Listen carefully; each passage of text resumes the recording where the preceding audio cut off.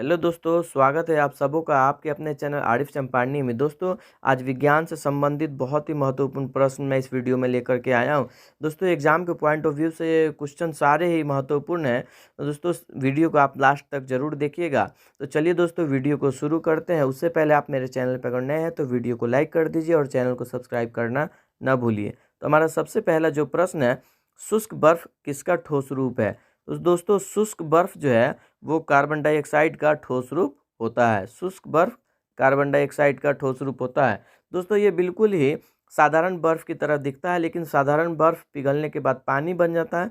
और ये ठोस बर्फ जिसको CO2 हम कहते हैं, ये पिघलने के बाद फिर से CO2 का ही रूप ले लेता है। ये फिर से कार्बन डाइऑक्साइड रूप में बदल जाता है। अब हम अगले प्रश्न की तरफ बढ़ेंगे। अगला जो हमारा प्रश्न है, वायु दाब नापने वाला यंत्र किस नाम से जाना जाता है? तो दोस्तों, वायु दाब नापने वाला जो यंत्र है उसको हम बैरोमीटर के नाम से जानते हैं। वायु दाब नापने वाला जो यंत्र है उसको बैरोमीटर के नाम से जानते हैं। बैरोमीटर का प्रयोग जो है मौसम के बारे में जानने के लिए भी उपयोग किया जाता है। इसे पानी, हवा या पारा प्रयोग करके इस्तेमाल किया जाता है। और दोस्तों, अगर पानी तेज़ी से कम हो रहा है तो आंधी का संकेत होता है। पानी धीरे धीरे अगर कम हो रहा है तो वर्षा का संकेत हो रहा है। और पानी अगर तेजी से ऊपर की तरफ वृद्धि कर रहा है तो ये मौसम साफ का संकेत होता है। तो वायु दाब नापने के लिए हम लोग बैरोमीटर का उपयोग करते हैं। तो दोस्तों, चलिए अब हम अगले प्रश्न की तरफ बढ़ेंगे। अगला जो हमारा प्रश्न है, बीटी कपास क्या है? तो दोस्तों, ये क्वेश्चन पूछा जा रहा है कि बीटी कपास क्या है। तो इसका सही जवाब होगा, बीटी कपास एक तरह का ट्रांजेशनिक पौधा है जो कि कीटनाशक उत्पाद में प्रयोग किया जाता है। इसे आनुवांशिक संशोधन किया गया है। अब हम अगले प्रश्न की तरफ बढ़ेंगे। अगला जो हमारा प्रश्न है दोस्तों, कौन सा वायुमंडलीय प्रदूषक अम्लीय वर्षा का मुख्य कारक है? तो दोस्तों, वायुमंडलीय प्रदूषक जो है अम्लीय वर्षा का जो कारक है उसका सही जवाब होगा SO2, सल्फर डाइऑक्साइड। दोस्तों, सल्फर डाइऑक्साइड जो है इसे वायुमंडलीय प्रदूषक इसलिए कहा गया है, यह काफ़ी विषैली गैस होती है जो औद्योगिक प्रक्रिया एवं ज्वालामुखी के फटने से निकलती है। तो दोस्तों, इसे हमें याद रखना है। अम्लीय वर्षा कौन सी गैस की वजह से होता है? तो सल्फर डाइऑक्साइड, जिसका जो है रासायनिक सूत्र SO2 होता है। अब हम अगले प्रश्न की तरफ बढ़ेंगे। अगला जो हमारा प्रश्न है, कौन सा रसायन आम पकाने में प्रयोग किया जाता है? तो दोस्तों, यहाँ पूछा जा रहा है कौन सा रसायन है जो कच्चे आम में रख देने से आम पक जाता है। तो इसका सही जवाब होगा कैल्शियम कार्बाइड। दोस्तों, कच्चे आम में कैल्शियम कार्बाइड रख देने से आम जो है पक जाता है। इसका रासायनिक सूत्र जो है CaC2 होगा। ये CaC2 जो है कैल्शियम कार्बाइड कच्चे हुए जो कच्चा आम होता है उसमें रख देने से आम पक जाता है। अब हम अगले प्रश्न की तरफ बढ़ेंगे। अगला जो हमारा प्रश्न है, कौन सी बीमारी दूषित जल पीने से फैलती है? तो दोस्तों, वो कौन सा बीमारी है जो हमें दूषित जल पीने से होता है? तो इसका सही जवाब होगा टाइफाइड। दोस्तों, टाइफाइड जो है वो दूषित जल पीने से होता है। तो ये दोस्तों एग्जाम के पॉइंट ऑफ व्यू से बहुत ही महत्वपूर्ण प्रश्न है। जल से संबंधित भी अगर आपसे क्वेश्चन पूछा जाए तो उसमें ये इंक्लूड कर सकते हैं। तो अब हम अगले प्रश्न की तरफ बढ़ेंगे। अगला जो हमारा प्रश्न है, पौधों में जल का अधिग्रहण किसके द्वारा होता है?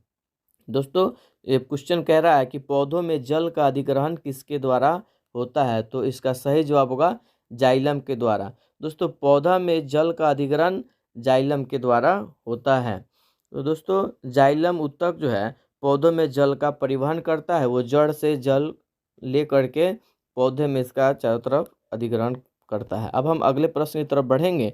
अगला जो हमारा प्रश्न है, वायुमंडल में 99% भाग किन दो गैसों का विस्तार है? तो दोस्तों, वायुमंडल में 99% भाग जो है वो दो गैसों का विस्तारित है।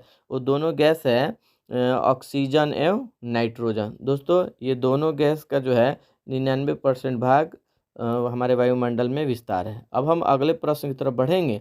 अगला जो हमारा प्रश्न है, चरने वाले पशु वनस्पति को कैसे बदलते हैं? ये दोस्तों, ये क्वेश्चन आप बिल्कुल गौर से सुनिएगा। चरने वाले पशु वनस्पति को कैसे बदलते हैं? इसका सही जवाब होगा चुनकर चरना।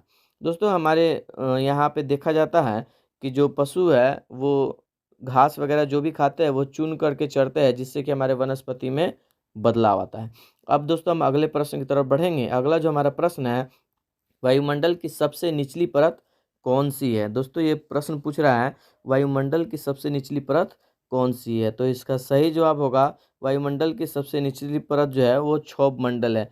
दोस्तों वायुमंडल की सबसे निचली परत क्षोभ मंडल है, जबकि वायुमंडल में कुछ 5 परतें हैं। टोटल वायुमंडल में 5 परत है। जो सबसे नीची वाले परत यहाँ पे पूछा जा रहा है, तो इसका जवाब होगा क्षोभ मंडल। अब हम 11वें प्रश्न की तरफ बढ़ेंगे। 11वां जो हमारा प्रश्न है, पृथ्वी के वातावरण की किस सतह में ओजोन परत पाई जाती है। तो दोस्तों यहाँ पे प्रश्न पूछा जा रहा है पृथ्वी का वातावरण की किस सतह में ओजोन परत पाई जाती है। इसका सही जवाब होगा स्ट्रेटोस्फेयर। दोस्तों इसका हिंदी नाम होता है समताप मंडल।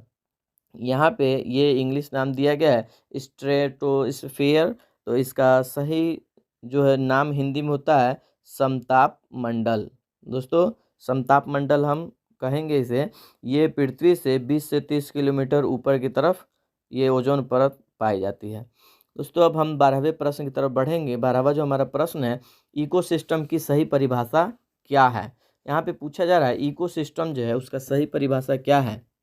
तो दोस्तों इकोसिस्टम का सही जो परिभाषा है, जीव समुदाय और उसके वातावरण का संतुलित तंत्र। यानी कि जो जीव समुदाय हैं और वातावरण है उनका सही बैलेंस ही इकोसिस्टम का परिभाषा है। अब दोस्तों हम 13वें प्रश्न की तरफ बढ़ेंगे। 13वां जो हमारा प्रश्न है, विश्व ओजोन दिवस कब मनाया जाता है। दोस्तों विश्व ओजोन दिवस कब मनाया जाता है। तो इसका सही जवाब होगा 16 सितंबर। विश्व ओजोन दिवस 16 सितंबर को मनाया जाता है। अब हम अगले प्रश्न की तरफ बढ़ेंगे। अगला जो हमारा प्रश्न है, सिल्वीकल्चर किससे संबंधित है। दोस्तों यहाँ पे प्रश्न है सिल्वीकल्चर किससे संबंधित है। तो इसका सही जवाब होगा वन एवं वन उत्पाद। सिल्वीकल्चर जो है वन एवं वन उत्पाद से संबंधित है। दोस्तों अब हमारा आखिरी प्रश्न है, झूम खेती कहाँ होती है।